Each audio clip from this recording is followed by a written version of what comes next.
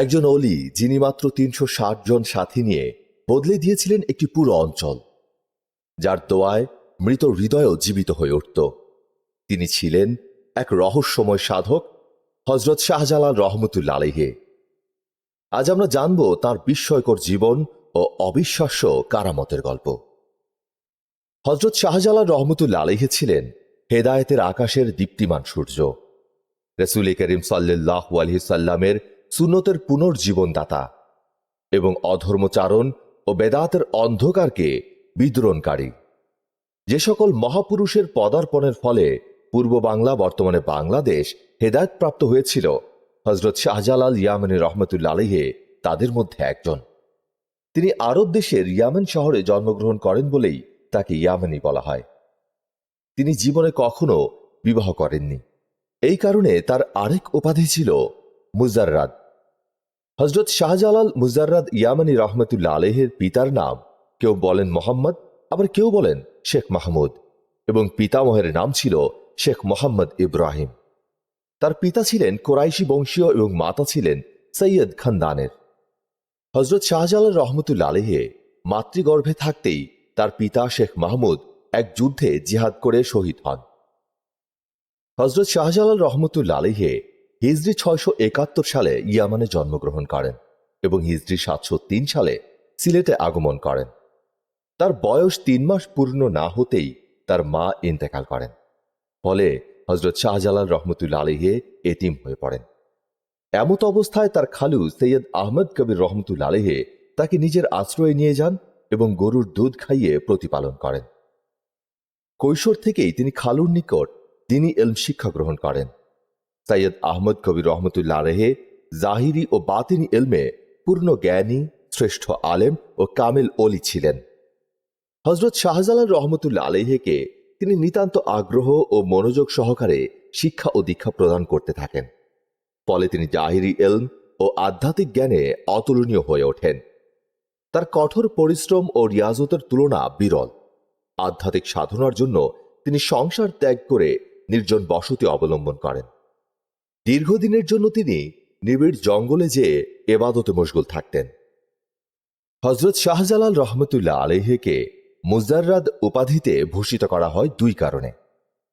শাহজালাল নামে আরো ৩ জন আউলিয়া ছিলেন: শাহজালাল বুখারী রহমতুল্লাহ আলাইহি, শাহজালাল তাবরেজি রহমতুল্লাহ আলাইহি ও শাহজালাল গঞ্জে রাওয়া রহমতুল্লাহ আলাইহি।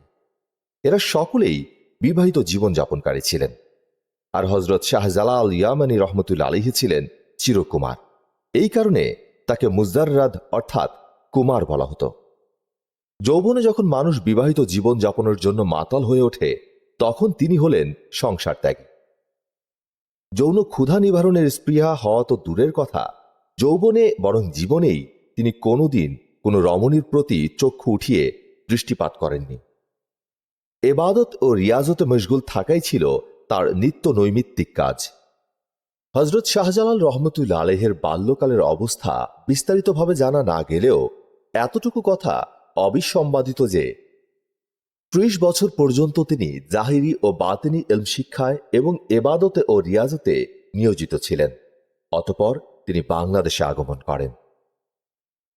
আত্মিক শিক্ষার শুরু থেকেই হযরত শাহজালাল ইয়ামানী রহমতুল্লাহ আলাইহির কারামত প্রকাশ পেতে থাকে।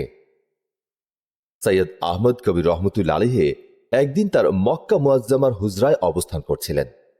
অকস্মাৎ একটি হরিণ তার দরবারে এসে সকাতরে প্রার্থনা জানালো, হযরত, আপনার দয়া ও নেক দৃষ্টির ফলে দীর্ঘকাল যাবৎ আপনার প্রতিবেশী রূপে বিশেষ আরামে ও শান্তিতে বসবাস করে আসছিলাম। আজ হঠাৎ একটি বাঘ এসে আমার উপর জুলুম করেছে। আমার একটি মাত্র শাবক ছিল, বাঘটি আমার শাবকটিকে ধরে নিয়ে গেছে। আমার ভবিষ্যতের সমস্ত আশা ভরসা মাটি করে দিয়েছে। আমি আপনার খেদমতে এর সুবিচার প্রার্থনা করছি।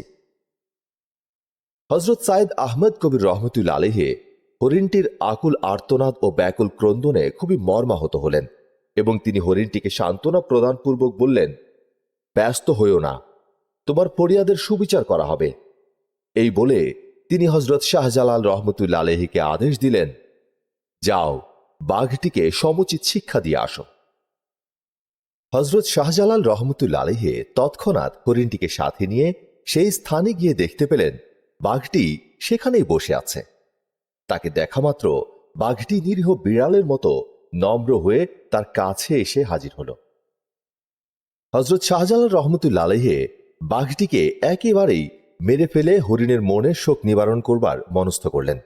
ঠিক এমন সময়ে তার পীর হজরত সৈয়দ আহমদ কবির রহমতুল্লা আলাইহি মনে মনে কল্পনা করলেন, হরিণ শাবক প্রকৃতগতভাবেই বাঘের খাদ্য। ক্ষুধার জ্বালায় অস্থির হয়ে বাঘটি হরিণ শাবককে শিকার করেছে, আর বাঘটিকে প্রাণে মেরে ফেললেই হরিণ তার শাবকটিকে ফিরে পাবে না। অতএব বাঘটিকে প্রাণে না মেরে এমন স্থানে তাড়িয়ে দিতে হবে যেখানে সে কোনো হরিণের নাম গন্ধও পাবে না। এটাই হবে তার শাস্তি। পীর সাহেবের মনে এরূপ কল্পনার উদয় হওয়া মাত্র হজরত শাহজালাল রহমতুল্লা আলাইহির মনের ভাবও পরিবর্তন ঘটল। তিনি বাঘটিকে প্রাণে না মেরে জঙ্গলের দিকে তাড়িয়ে দিলেন। অতঃপর বাঘটি এমন এক জঙ্গলে গিয়ে বাস করতে লাগলো যেখানে হরিণের নাম গন্ধও ছিল না। হজরত শাহজালাল রহমতুল্লা আলাইহি পীরের খেদমতে ফিরে এসে সমুদয় ঘটনা বর্ণনা করলে সৈয়দ আহমদ কবির রহমতুল্লা আলাইহি বললেন, তোমাকে আর হুজরার ভেতরে বসে থাকতে হবে না। এখন তুমি দেশ বিদেশে ভ্রমণ করে আল্লাহর বান্দাগণকে হেদায়েত করতে থাকো। এবং এক মুষ্টি মাটি তার হাতে দিয়ে বললেন, পৃথিবীর যে স্থানে এই মাটির অনুরূপ মাটি দেখতে পাবে সেই স্থানেই তুমি নিজের আস্তানে স্থাপন করবে। পীরের আদেশ প্রাপ্ত হয়ে হজরত শাহজালাল রহমতুল্লা আলাইহি 12 জন মুরিদকে সঙ্গে নিয়ে জন্মভূমি ইয়ামান ত্যাগপূর্বক দিল্লি অভিমুখে যাত্রা করলেন। তিনি হজরত সৈয়দ আহমদ কবির রহমতুল্লা আলাইহি প্রদত্ত মাটিগুলি জনৈক খাদেমের হাতে দিয়ে বললেন, পথের যেই স্থান দিয়েই আমরা যাব, প্রত্যেক জায়গার মাটির সাথে তুমি এই মাটি মিলিয়ে দেখবে। এই কাজের ভার তোমার উপর অর্পণ করা হলো। এই কারণেই সেই মুরিদের নামকরণ করা হলো চাশনি পীর। হজরত শাহজালাল রহমতুল্লা আলাইহি ইয়ামেন থেকে যাত্রা করে বাগদাদে আসলেন। সেখানে কিছুদিন থেকে আবার সফর আরম্ভ করেন এবং পারস্যে এসে পৌঁছান। হজরত শাহজালাল রহমতুল্লা আলাইহির কামালিয়াতে মুগ্ধ হয়ে পারস্যের বহু লোক তার মুরিদ হয়ে তার সঙ্গ অবলম্বন করলেন। অতঃপর হজরত শাহজালাল রহমতুল্লা আলাইহি বেলুচিস্তান হয়ে দিল্লি উপনীত হলেন। সুলতানুল মাশায়েখ হজরত নিজামউদ্দিন আউলিয়ার জনৈক মুরিদ তার নিকট এসে বলল, শাহজালাল নামক একজন কামেল অলি আরব দেশ থেকে দিল্লি এসেছেন। তিনি অবিবাহিত।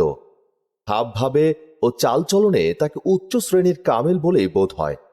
পথে চলাকালে তিনি একখণ্ড কাপড় দিয়ে মাথা ঢেকে রাখেন, ডানে বা বামে তাকান না। বিশ্রামের প্রয়োজন হলে কোন স্থানে তাঁবু খাটিয়ে নেন। মুরিদের কথা শুনে হজরত নিজামউদ্দিন আউলিয়া রহমতুল্লা আলাইহি হজরত শাহজালাল রহমতুল্লা আলাইহির প্রকৃত অবস্থা ভালোভাবে অনুসন্ধান করার জন্য একজন মুরিদকে সেখানে পাঠালেন। হজরত শাহজালাল রহমতুল্লা আলাইহি কাশফের সাহায্যে নিজামউদ্দিন রহমতুল্লা আলাইহির মনোভাব বুঝতে পারলেন। তিনি একটি কৌটার মধ্যে এক খণ্ড জ্বলন্ত কয়লা ও তার উপর কিছু তুলা রেখে কৌটার মুখ বন্ধ করে আগত মুরিদকে দিয়ে বললেন, এটা তোমার পীর সাহেবকে দিও। শেখ নিজামউদ্দিন রহমতুল্লা আলাইহি কৌটা খুলে জ্বলন্ত কয়লার সঙ্গে তুলাকে অদগ্ধ অবস্থায় দেখে হজরত শাহজালাল রহমতুল্লা আলাইহির প্রকৃত অবস্থা ও তার অতুচ্চ মর্যাদা ও কামালিয়াত উপলব্ধি করতে পারলেন।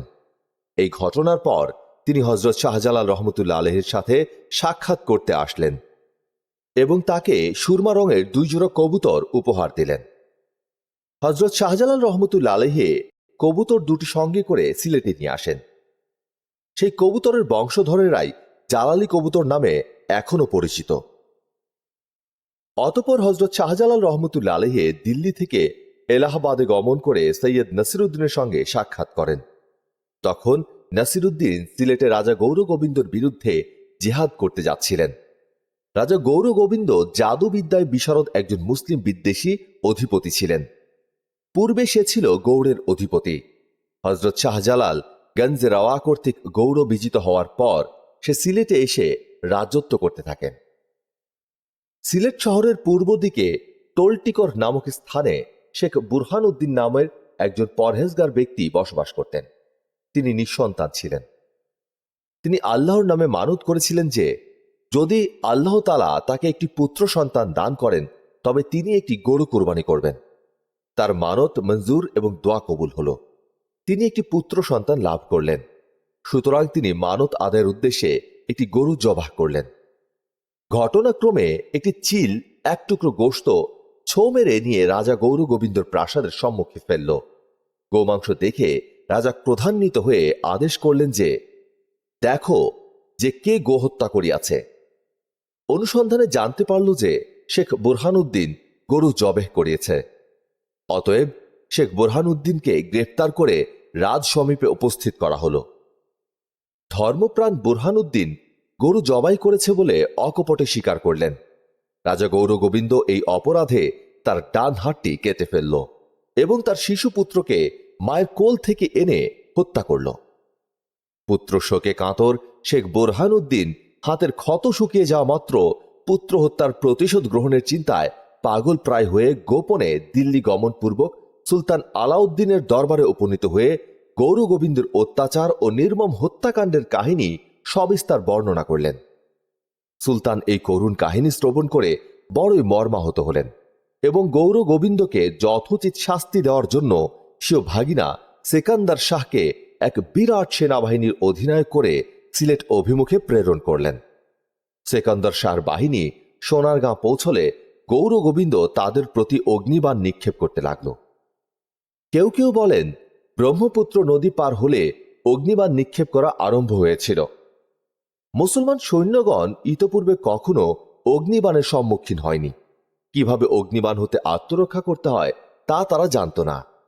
কাজেই অগ্নিবাণে দগ্ধ হয়ে বহু মুজাহিদ শাহাদাত বরণ করলেন। এ অবস্থা দেখে সেকান্দার শাহ সসৈন্যে প্রথমে পশ্চাৎপদ হলেন, তারপর আবার অগ্রসর হতে লাগলেন, কিন্তু এবারেও পরাজিত হলেন। অনুরূপভাবে তৃতীয়বার আক্রমণ করেও কৃতকার্য হতে পারলেন না। অবশেষে মাত্র ৩৬০ জন অবশিষ্ট সৈন্য সহ দিল্লি অভিমুখে রওনা হলেন। পথিমধ্যে হজরত শাহজালাল রহমতুল্লাহ আলাইহির সাথে তার সাক্ষাৎ হল। সেকান্দার শাহের মুখে আনুপূর্বিক সমুদয় ঘটনা অবগত হয়ে হজরত শাহজালাল রহমতুল্লাহ আলাইহি সেকান্দার শাহকে আশ্বাস দানপূর্বক বললেন, আমি শিরক ও কুফরিকে ধ্বংস করে ইসলামের পতাকা উড্ডীন করার জন্য এই অঞ্চলে এসেছি। রাজা গৌর গোবিন্দ যখন সংবাদ পেল যে জনৈক মুসলিম ফকির ৩৬০ জন মুরিদ এবং সেকান্দার শাহের সৈন্যবাহিনী সহ সিলেটের দিকে অগ্রসর হচ্ছেন, তখন সে মুসলিম সৈন্যবাহিনীর দিকে অগ্নিবাণ নিক্ষেপ করতে লাগল। কিন্তু এবারের অগ্নিবাণ মুসলিম সেনাবাহিনীর দিকে না গিয়ে তার দিকেই ফিরে আসলো এবং তারই সৈন্যবাহিনীর সমস্ত ছাউনি ভস্মীভূত করে ফেলল। রাজা গৌর গোবিন্দ এই অলৌকিক ব্যাপার দেখে নিজের প্রাণ রক্ষার চেষ্টায় ব্যস্ত হয়ে পড়ল। এদিকে হজরত শাহজালাল রহমতুল্লাহ আলাইহি সদল বলে সুরমা নদীর তীরে গিয়ে উপনীত হলেন এবং সেখানে গিয়ে জায়নামাজের সাহায্যে সকলে নদী পার হয়ে শহরের দক্ষিণ পার্শ্বস্থ জালালপুর পরগনায় উপনীত হলেন। রাজা গৌর গোবিন্দ এবার নতুন এক চাল চালল। তার অস্ত্রাগারে প্রাচীন যুগের একটি ধনুক ছিল। একালের কেউই সেই ধনুকে দড়ি সংযোগ করতে পারত না। সেই ধনুকটি হজরত শাহজালাল রহমতুল্লাহ আলাইহির নিকট এই কথা বলে পাঠালো যে, আপনার দলের কেউ যদি এই ধনুকটিতে দড়ি সংযোগ করতে পারে, আমি বিনা যুদ্ধে পরাজয় স্বীকার করব এবং রাজ্য ছেড়ে চলে যাব। হজরত শাহজালাল রহমতুল্লাহ আলাইহি তার প্রস্তাব গ্রহণ করলেন। অতঃপর নিজের সঙ্গীদেরকে সম্বোধন করে বললেন, আমার দলের মধ্যে জীবনে যার আসরের নামাজ কখনো কাজা হয়নি, সেই ব্যক্তি আমার সম্মুখে আসো। এই সম্বোধন শুনে সৈয়দ নাসির উদ্দিন রহমতুল্লাহ আলাইহি অগ্রসর হয়ে বললেন, আমার এতটুকু স্মরণ আছে, আমার জীবনে কখনো আসরের নামাজ কাজা হয়নি। হজরত শাহজালাল রহমতুল্লাহ আলাইহি তাকে ধনুকটি দিয়ে সেই ধনুকে দড়ি সংযোগ করতে নির্দেশ দিলেন। নির্দেশ পেয়ে সৈয়দ নাসির উদ্দিন আপ্রাণ চেষ্টা করতে লাগলেন সেই ধনুকে দড়ি সংযোগ করতে এবং হজরত শাহজালাল রহমতুল্লাহ আলাইহির আধ্যাত্মিক শক্তি প্রয়োগের ফলে খুব সহজেই সেই ধনুকে দড়ি লাগাতে পারলেন। তৎক্ষণাৎ এটা গৌর গোবিন্দর নিকট পাঠিয়ে দেওয়া হলো। গৌর গোবিন্দ এটা দেখে তার পরাজয় অনিবার্য বুঝতে পারল এবং সে পলায়ন করল। তবে তার পরিণাম কি হয়েছিল সেটা জানা যায়নি। হজরত শাহজালাল রহমতুল্লাহ আলাইহি সুরমা নদী পার হয়ে সিলেট শহরে প্রবেশ করলেন। এটা 703 হিজরির ঘটনা। হজরত শাহজালাল রহমতুল্লাহ আলাইহি স্বীয় ওয়াদা অনুযায়ী সিলেটের সিংহাসন সেকান্দার শাহকে দান করলেন। বর্তমানে যেখানে হজরত শাহজালাল রহমতুল্লাহ আলাইহির মাজার অবস্থিত, সেখানকার মাটির সাথে তার সঙ্গের মাটির মিল হয়ে যাওয়ায় তিনি সেখানেই আস্তানা স্থাপন করলেন।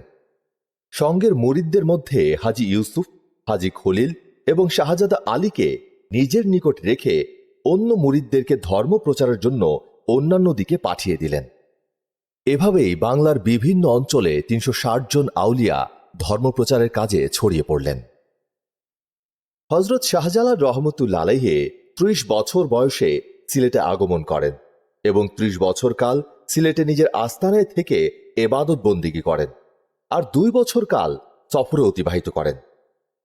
62 বছর বয়সে 773 হিজরি সনের জিলকাদ মাসের 20 তারিখ বৃহস্পতিবার দিবাগত রাতে হজরত শাহজালাল রহমতুল্লাহ আলাইহি ইন্তেকাল করেন। ইন্না লিল্লাহি ওয়া ইন্না ইলাইহি রাজিউন। এবং তিনি নিজের হুজরার ভেতরেই সমাহিত হন। হজরত শাহজালাল রহমতুল্লাহ আলাইহি শুধু একজন সুফি সাধক নন, তিনি ছিলেন একটি বিপ্লবের নাম, একজন মানুষ যিনি তলোয়ার নয়, আখলাক ও দাওয়াতের মাধ্যমে মানুষের হৃদয় জয় করেছিলেন। প্রিয় শ্রোতা, আমাদের এই ভিডিওটি ভালো লাগলে লাইক দিন, কমেন্ট করুন এবং সাবস্ক্রাইব করে আমাদের পাশেই থাকুন।